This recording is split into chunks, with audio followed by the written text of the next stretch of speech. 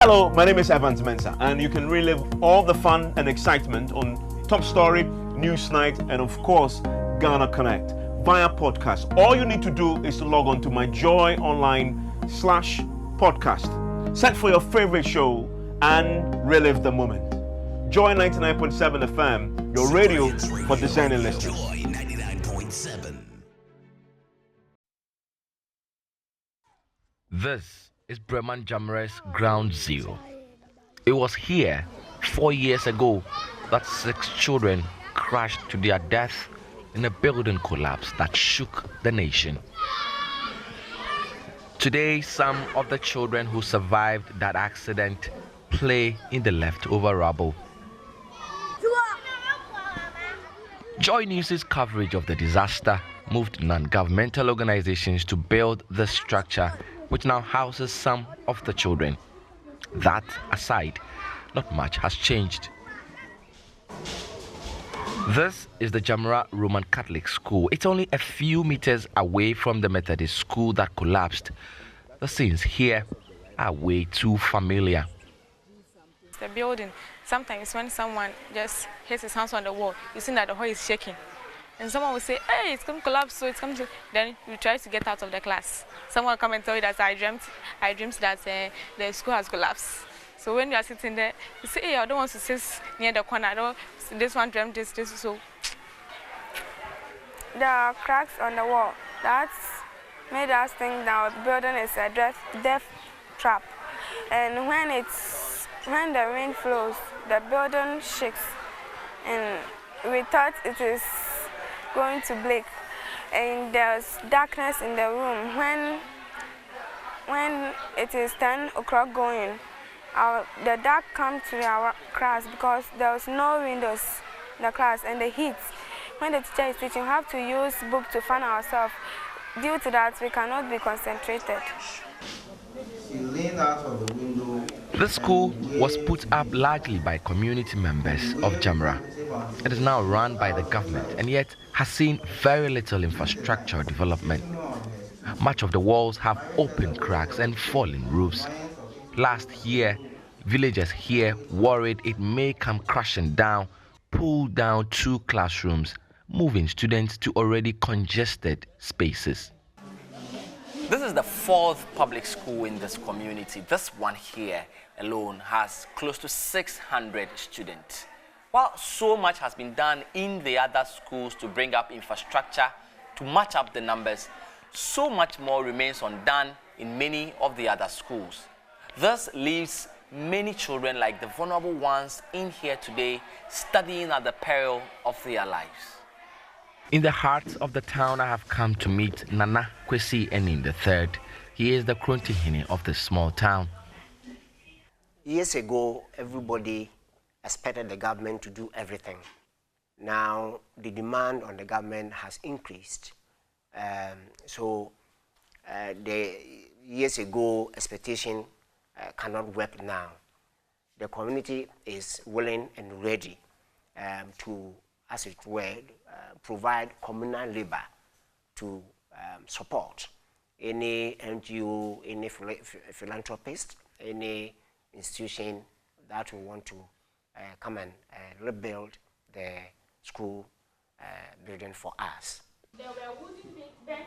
The warning bells from February 17, 2017, when that school accident happened here, rings loud in the minds of these children. It looks like it's only a matter of when, and not if, that they too would see their own classroom block come tumbling down. Justice Bedu, JoyNews, Breman Jamra in the Central Region. All right, so that piece was put together by Justice Bedu, and every now and then here on JoyNews, we feature schools that are dilapidated in our bulletins, and we've been doing this for a long time. And we get to, after these stories are done, people who see these stories want to come in and support these schools. There have been organizations that have done this for many, many years. What we're doing from now with this classroom project is actually start a whole campaign to get you the people who are watching us and who will be listening to our radio stations and all to contribute. We're deciding to do something for ourselves so that we're not depending on government. And this is instructive. MFA Etiamwa Eli, who is leading the project here. Fortunately, we have Star Ghana that's joining us for this, and MFA Etiamwa Eli, who's leading the project, has joined us in the studio. Good morning to you, MFA. You must feel good to be leading a project like this that's going to impact so many lives. Certainly, and good morning to you too, and a pretty lady here, anyone. Yeah, it's very exciting, just as you said. Oftentimes we do these things and you get people coming over to say, oh really, that's interesting, or this is too bad, I'd like to help. Yeah. And even in our stories, before these people will come on board to say, I'd like to help, the chorus has always been, we need government to intervene, we need government to help us do this and that. The question is, how many years of independence? We have been asking government for various things. How far have we gone in terms of getting government to respond to these calls and our needs?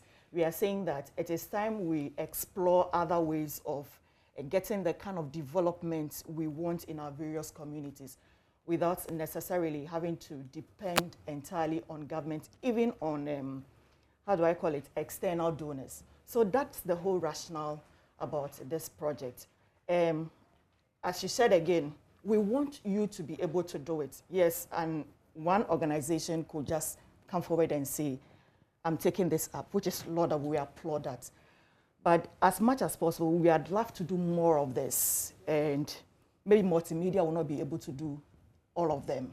So that's why we want everyone on board. The little you can give. This is a school structure. We need blocks, they need roofing sheets. If you look at the block work currently, one of the people said, sometimes if we touch the wall, it's as if the whole building is about collapsing on us. Wow. It's scary. And we've seen this before. And to think that we are sitting on a time bomb or just watching for the disaster to happen before we wake up to do what is expected of us, I don't think is the best way to go. That is how come we, for one, we want to take this challenge and call on all well-meaning Ghanaians to say that if really the lives of school children, and imagine we are in COVID season. Yeah. Some of these classrooms are very small. The space there is very, very small. Yeah. But they are supposed to ensure social distancing. The Jamra school we showed in particular, the community had to break down a portion of the school because the structure was posing danger to the students. And so that classroom that has been taken off, the pupils in that class have been moved into the remaining class, meaning that already there's congestion. Yeah. How do you ensure social distancing? And we are worried about COVID. So I feel that the timing and everything is so right for us to all put our hands on deck to get this project underway. I mean, like you said, it's very satisfying. It's not just about multimedia, it's not just about our partners who are helping us to get this stuff. But how would you feel sitting back and watch that? Oh, so at the end of the day, these pupils, we have been able to prevent a disaster. They have a conducive environment to learn. And then the community, everybody is safe.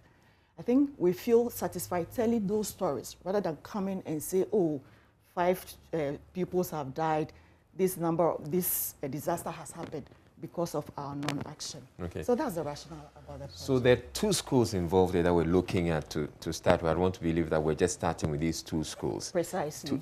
Tell us a bit more about the schools, the Jamra School, which is in the central region, and the other one in the northern region. Okay. So the 2 schools, Jamra is in the central region. At the moment, we are looking to helping them construct a GSS block, which is essentially a 3 classroom units plus an office. Looking at the existing structure, it requires that the entire edifice is pulled down so that a stronger one is raised for them. And so that is the number of space we would require for the school. And it's an Anglican school. and the community is actually going to undertake the project in terms of construction. Okay. Wow. So so they are providing labor. Yeah, providing labor. Okay, great. They are supervising the construction, and we are just to monitor the progress of work and to be updating our viewers and ourselves that this is how far we are getting. Okay. When we are done, we hand it over to the district assembly, the community, the GES, to be able to manage, because this structure was put up by the community itself. It's not too far from the first structure that killed the 6 school children. And so you can imagine how significant it is in the community.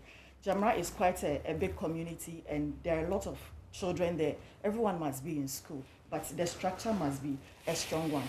And then in Tolon is also, that one is a primary school. At the moment, they have a 7-unit classroom block. It's supposed to comprise the preschool department and the primary school department. It was also put up by the community people themselves, and then government came into support in terms of running the school. As we speak, out of the 7-unit classroom blocks, it is just 3 which the school is using, and there are over 400 pupils in that space. So you can imagine. And I said earlier, this is a time we want to ensure social distance. You may never know. We'll be happy to know that at the moment, the community hasn't recorded any COVID case. That is good, but you can never tell. Yeah. I visited there and I came from the city. Often we send the disease to their communities. You don't know who else will be visiting that school. So as much as possible, you want to put the children and even the teaching staff in a conducive environment. So with the 7-unit classroom block, I said they have just only 3 out of the 7, which is 7, that they are using. The remaining, there are no doors, there are no windows, and it's just a roof hanging over them. So anytime it rains, school has to close. Wow. Yes. So at the moment, where are the students having class? Because you said there are about 400 of them. Yes. So when you go to the Tolon school, for instance, you have KG1, KG2 in one classroom. They've merged almost all the classes. One of the class that we interacted, I think that was the P3 or so. There are about 3 classes put together in one space. Oops. I had what are they learning? Because they're supposed to be learning different things. I asked that question. I asked the headmaster about the KG1 and KG2 space, for instance, when he was telling me about the fact that they had to merge them. I said, so how are you able to differentiate between the learnings? Who is learning what? And the is it absorption rate? Who is getting it? Are you sure that you are not confusing the students? Yeah. Well, he tried giving an explanation, but certainly it might not. Certainly. Yes, it might not be Okay. the best. So what it is we're looking at 180,000 cities to let this happen. Yes, for the 2 projects. And we're counting on you, the members of the public, the people who are watching us. We want you to contribute and donate to this. How do they do that? So we have a Momo number. Forgive me, I don't have it offered that I can see, but there's a Momo number. There's also a bank account that you can send your donations to. In the absence of that, I mean, if you can come to our front desk here at the multimedia, I mean, it's on both our English and Account platform. Right. Either to Adom or Joy, Radio, TV. Just inquire about the classroom projects and then express interest. However you want to make your donation, will assist you to be able to do that. All right, so there are those who would want to give out monies, and the Momo numbers and the account numbers that MFI is talking about, will be sharing that with you later. But then there's another way you can also contribute. There are materials that they would need. They will need cement, bags of cement, stones, they'll need roofing sheets, wood, doors, all of windows. that. So if you can just mention some of these items that they will need, so that the people... I mean, when you are building, you need iron rod, you need roofing sheet, you need blocks, you need cement, you need sand, you need gravels, granites, right? All of that. Essentially that is it. You need doors, you need locks, anything about building, whichever way you think you can support. And we'll be glad if we have companies who are already into some of these products, they are dealing in these products, who approach us. So if we're able to raise these 2 structures, and even we have more than enough, we only have the opportunity to do more. Okay. To do more. All right. Because there are just too many of these structures across the country, and Sure. it's not a good. And we're doing this in partnership with? Star Ghana. All right. Yeah. Thank you very much, MFA, for coming through. So, as you've been told, we're pleading with you to support this project. We're trying to make a difference and we want you to be part of that difference. So contribute when we put out the Momo numbers and the account numbers. Now, before I go, I yeah, want to say please. something. I know some people would say, oh, but I pay my tax to government, and government is supposed to do this. Government is busy with other That's things. my point. We have been at this for how long? Yeah. So we are just exploring ways to get things done. And these things come to benefit us directly. Yeah, I mean, this of is Brima Jamra. I can't imagine your children from your hometown going to school there. It is benefiting the people. The there. people, and even So if it they doesn't should be- benefit they should be you, excited and be if it doesn't benefit you who is given, the most important thing is that you're making a difference. exactly. And your children who are going to all these posh schools and whatever will have to live and share Ghana with these other children. And the better quality education we're able to give across board, the better lives we're creating all for of our us. children. Yeah. So if you can, please donate. We will put up the Momo number and the bank details up on the screen when we come back. And we'd love to have you pop by Joy, as well, and drop off your drop off your donations. Ask for Israel. He would love to meet you, see you, and take your donations. I'll be glad to receive you. Of course he would. He may even buy you lunch. Who knows? Anyways, we'll go for a quick break, and we'll be right back. Don't go anywhere.